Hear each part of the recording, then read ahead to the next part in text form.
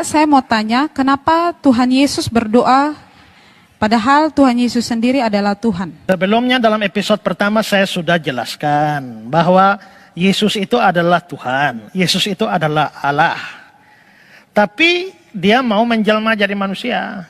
Nah, dia mau menjelma jadi manusia. Kalau dia Tuhan, dia Allah. Tuhan atau Allah itu tidak bisa stop. Jadi Tuhan, jadi Allah. Maka dia tetap Tuhan Allah sampai selama-lamanya. Tapi dia mau menjadi manusia. Lalu akhirnya dia menjelma jadi manusia. Lahir dari seorang anak manusia.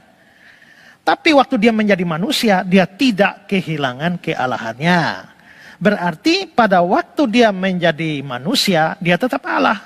Tapi karena dia menjadi manusia, maka dia juga manusia.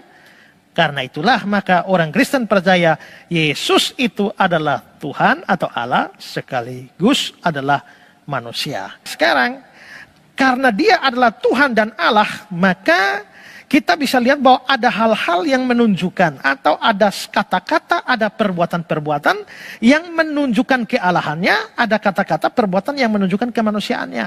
Dan kita harus bisa bedakan. Kalau Yesus berkata, diam tenanglah, itu kan menunjukkan kealahannya.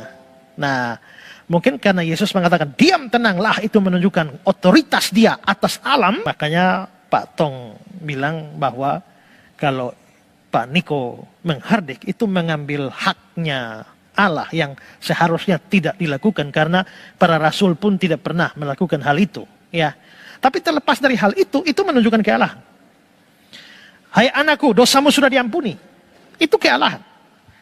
Di dunia ini anak manusia berkuasa mengampuni dosa. Anak manusia adalah Tuhan atas hari Sabat. Sebelum Abraham jadi, aku telah ada.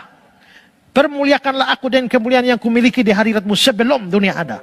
Semua kata-kata itu jelas menunjukkan bahwa Yesus adalah Allah. Tapi ada hal-hal yang menunjukkan kemanusiaannya dia.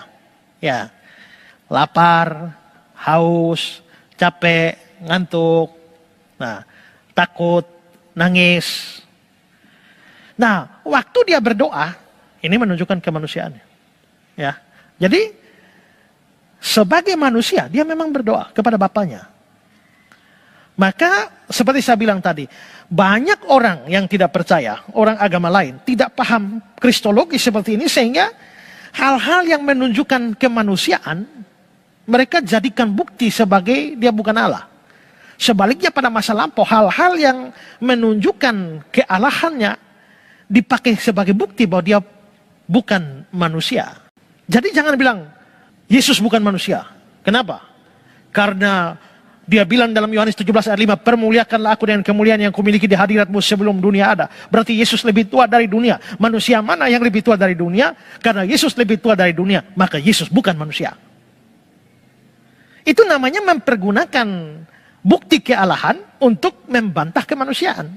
Kalau Yesus mengatakan, hai anakku dosamu sudah diampuni. Lalu kita bilang, yang ampuni dosa itu siapa? Allah. Kalau Yesus mengampuni dosa, berarti dia Allah. Manusia mana bisa mengampuni? Kalau begitu Yesus bukan manusia. Itu namanya menggunakan bukti kealahan untuk membantah kemanusiaan. Itu masa lampau begitu. Tapi yang zaman sekarang ini muncul dalam saksi Yehova, ya, juga dari kalangan Islam yang senang sekali menyerang kita. Mereka mempergunakan bukti kemanusiaan untuk membantah kealahan. Jadi misalnya si siapa ini? Mu'alaf Insan Moko Ginta. Kan membangun silogisme itu cara berpikir pengambilan keputusan atau kesimpulan dari premis mayor minor. Jadi si Moko Ginta bilang begini, Allah tidak, premis mayor, Allah tidak perlu makan. Premis minor, Yesus makan. Kesimpulan, Yesus bukan Allah. Allah tidak tidur, mayor. Premis minor, Yesus tidur. Kesimpulannya, Yesus bukan Allah. Allah tidak capek, mayor. Minornya, Yesus capek. Kesimpulannya, Yesus bukan Allah.